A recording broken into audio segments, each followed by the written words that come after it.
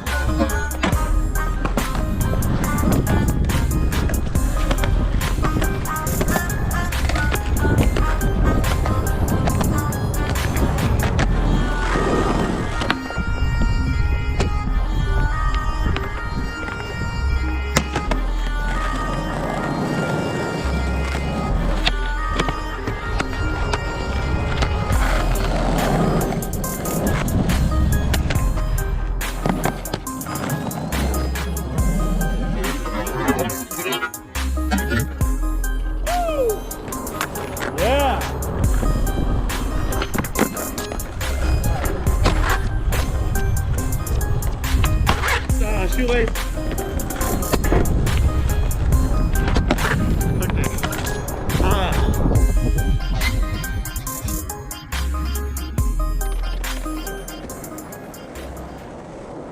Hello friends! The rest of this video will be other clips from today with me doing a voiceover to do a Q&A. First of all, thanks so much for helping me grow this channel, and I'm truly stoked that my tutorials have helped some of you learn new tricks. In addition to the tutorials, I've also been working on a video part called 3 Years of Skateboarding Progression. Hopefully it will drop sometime next month, but stay tuned. On to the questions you guys have asked me. The first topic is the story of how I found my skate crew. When I first started skating during college, I didn't really know anyone who skated. I practiced tricks alone in parking lots, specifically at nighttime because I was really worried about people seeing me fall. I skated to class every day and pretty much always had my board with me. And one day, in a science class, some guy saw my board and we started talking about skating. I asked him what his best trick was and he said tray flip. He asked me what my best trick was and I proudly showed him this clip of my highest ollie from my parking lot. We exchanged contacts and started meeting up to skate during the day. Throughout the rest of that year, I met a bunch of people exactly how I met my first friend. If I saw someone with a board, I'd just go up to them and start talking about skating. And likewise, some skaters would approach me and start talking to me. The next year, my roommate said he used to skate when he was a kid, so I lent him a spare board and we started skating a bunch too. I later moved to a whole new city and again found myself without a skate crew. One day, I met a guy skating in front of a library. He showed me all the skate spots he knew nearby. He later added me to a group chat with 2 other skaters he just met. I'd also met this other guy skating in a school parking lot, and I added him to the group chat. We started messaging each other to skate, and pretty soon that became a weekly thing. And every time we saw a new skater, we'd talk to them, add them to a chat, and go skate with them. And that's pretty much how I met my current skate crew. I hope that was somewhat helpful to those of you who are new to skating and want to make new friends. I guess the summary of my advice is to skate everywhere, have your board on you, and when you do see other skaters that look reasonably friendly, be sure to say hi and ask if they want to skate in the future. The next question is, why are you only wearing one wrist guard on your front arm? Whenever I fall, I always seem to fall forwards, only onto my front wrist. I kept injuring my front wrist over and over to the point where I couldn't even press the escape key on my keyboard without my wrist hurting. I ended up getting a pair of wrist guards and I've pretty much always worn it on my front hand since then. If I'm jumping down stairs or skating rails, for example, I'll just throw on the other wrist guard and also a helmet just to be safe and to help my confidence. Want to know if you have surfed or snowboarded and whether you are the same stance for those as you are skateboarding.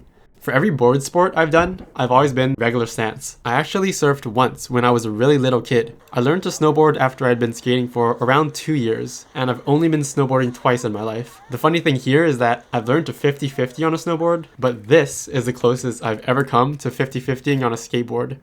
And the second part of that question is, also, do you think style is 100% trainable? I do think it's possible to train your style, but it's much easier when you're a beginner who doesn't have lots of muscle memory to break through. For example, when I was a beginner, I would always have my arms stiff and next to my side when I did tricks. One day someone told me to be more relaxed and swing my arms out a little to help with my balance, and I think that really helped my style. Things like popping higher and tweaking your ollies, I think are definitely trainable and just require you to get really comfortable with the trick.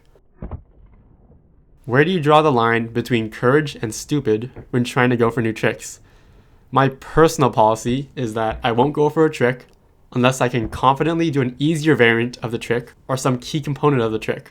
Here are some examples. One time I wanted to skate this really big down rail. I measured the height of the rail and made sure I could skate a flat rail of equal height. I also made sure I could skate a short rail at a decline, and only after I did those two things did I attempt the big rail. In summary, master the basics first and build upon them. If you've never skated an obstacle remotely similar to the one you're eyeing, I think it's not a good idea to try the trick.